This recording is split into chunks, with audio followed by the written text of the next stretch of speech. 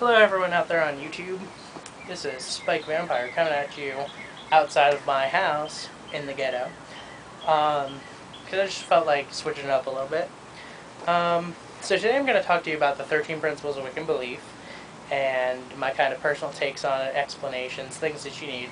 I'm going to be reading it out of The Craft, which is Book of Shadows by Dorothy Morrison. Good author, good book, I suggest it highly. Also, I might go meet her soon, which is going to be awesome. So, here are the 13 principles. 1. We practice rites to attune ourselves to the natural rhythm of life forces marked by the phases of the moon and seasonal quarters and cross quarters. What that means is we do moon phase ritual, normally on the full moon, the S-spot, and we also do seasonal quarters, which would be like your solstices and your equinoxes, and the cross quarters, which are basically right between each of those, each of the Sabbats. Now, you have, like, normally an equinox or a solstice is on about 21st, and then normally your other celebrations are going to be on the 2nd or the 31st, like Samhain. So that's when we actually do our major rituals, especially if you're in a coven. Big rituals are celebrated then. Okay, 2. We recognize that our intelligence gives us a unique responsibility toward our environment. We seek to live in harmony with nature and ecological balance, offering fulfillment to life and consciousness within an evolutionary concept. And what that really says to me is that with our knowledge about Wicca, with our knowledge about nature, the craft, the elements, herbs, all that, it gives us our responsibility to better that. For instance, I do a lot of environmental work. I donate to a lot of environmental charities like Save the Bay here in Maryland. I also do a lot of work with school for the environmental people. And I've planted trees before. I've gone on litter cleanups. I think that's kind of like what we should be striving towards, is a better environment for everybody. So 3. We acknowledge a depth of power far greater than is apparent to the average person. Because it is far greater than ordinary, it's sometimes called supernatural, but we see it as lying within that which is naturally potential to all. Basically, that's your idea about this paranormal power using spell work and magic and ritual. Others might call it supernatural, whereas we see it within natural potential.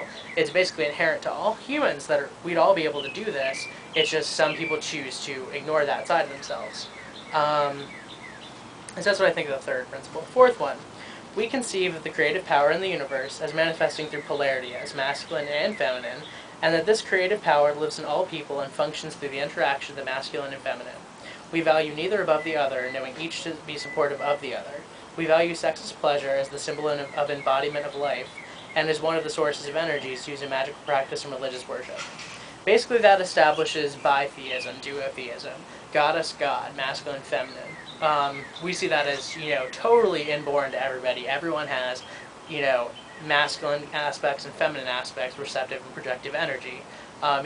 Gender is kind of irrelevant because, I, for instance, show a lot of earth quality, but earth is a feminine element, and I'm born under fire, which is a masculine element, and I'm obviously a male. So there's lots of different ways how that manifests. Also, the sex's pleasure, all acts of love and sex are my ritual. All acts of love and pleasure are my ritual. It's charge of the goddess. It's kind of our stance on sexuality, things like that. Okay, 5. We recognize both outer worlds and inner, or psychological worlds, sometimes known as the spiritual world, the collective unconscious, the inner planes, and so on, and we see in the interaction of these 2 dimensions the basis for paranormal phenomena and magical exercise. We neglect neither dimension to the other, seeing both as necessary for our fulfillment. Basically, this is where we have the outer world, the mundane world, the things around us, the nature of it all, with our inner world, our psychological realms. It's talking about addressing both your outer and inner well-being, and also the outer and inner well-being of the planet, the greater unconscious of the Earth. It's how we are able to perform these things, by bringing balance both without and within. So 6. We do not recognize any authoritarian hierarchy, but do honor those who teach, respect those who share their greater knowledge and wisdom, and acknowledge those who have courageously given themselves in leadership. So this is where we establish that we have no pope, we have no great, huge Wiccan who's the head of everything, wahaha, but we establish that those who teach, those who are, saying the things that they have experienced, learned, and gained in their lifetime, we honor those people as very valuable to the community and to themselves and to, yourself, because of their greater knowledge. 7. We see religion, magic, and wisdom in living as being united in the way one views the world and lives within it. A worldview and philosophy of life that we identify as witchcraft, the Wiccan way. This is where it establishes what we define witchcraft is, what we actually see our powers being. It says here, being united in the way one views the world and lives within it. It's how we define what Wicca is. We share like similarities in our worldview, how we see the events and things unfolding around us. 8. Calling oneself a witch does not make a witch, but neither does heredity itself or the collecting of titles, degrees, and initiations. Witches seek to control the forces within themselves that make life possible in order to live wisely and well without harm to others in harmony with nature. That goes to show you those ordinations you get on the internet, all those degrees and things are really not what calls you witch, not what defines you as witch. Because a lot of people could have those, but aren't necessarily people who work to better themselves or nature. We are talking about seeking to control the forces of our lives and those lives around us so that everything is in harmony and also balance with nature. It's what we are trying to do. It's the ultimate goal of Wiccan, in my view at least, to be one with nature, to be closer to the source. 9. We acknowledge that it is the affirmation and fulfillment of life and a continuation of evolution and development of consciousness that gives meaning to the universe we know and to our personal role within it. Okay, inside of that one, you have this continuing, it says right here, and a continuation of evolution and development of consciousness that gives meaning to the universe.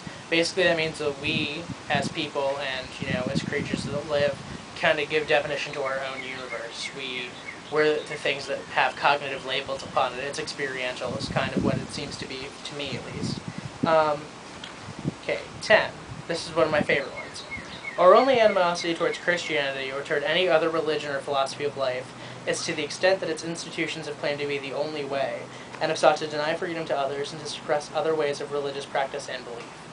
That kind of settles the score. Wiccans don't hate Christians. All we see is that we think it's wrong to proselytize, to say that you're the way, and that you're the only way there is. Personally, spiritual relativism, my thing is all paths are valid.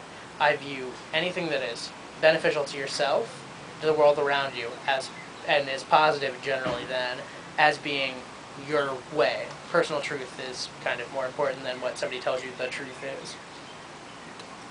Okay, 11. As American witches, we are not threatened by debates on the history of the craft, the origins of various terms, the legitimacy of various aspects of different traditions. We're concerned with our present and our future.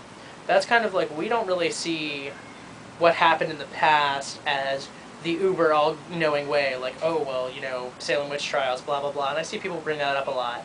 I don't think it's important as a Wiccan. I think it's more important that here we are, this is where we want to be, how are we getting there? Talking about bettering our community, that's what I think is more important. 12, this is one of the other favorite ones. We do not accept the concept of absolute evil, nor do we worship any entity known as Satan or the devil, as defined by the Christian tradition. We do not seek power through the suffering of others, nor do we accept the concept that personal benefit can only be derived by denial to another.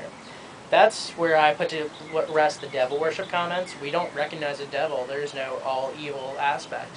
There are things that some people call a dark god, but every dark god kind of has their positive attitudes.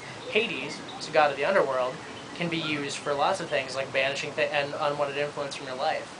So a lot of ways that things can be turned into positives. And the final one, we acknowledge that we seek within nature for that which is contributory to our health and our well-being. And that's talking about, harm none, perfect love, perfect trust, doing what's right for yourself, doing what's good for yourself and those around you and nature. We, like I said, our ultimate goal is to be one with nature, with that source. That's how I view it, at least. So, I hope that you enjoyed my video about, the principles of Wiccan belief. Now, if you have any other questions, you can just feel free to talk to me or any other one of the Wiccans on YouTube, because there's a lot of really knowledgeable Wiccans out there. So, yeah. Peace. I'm out.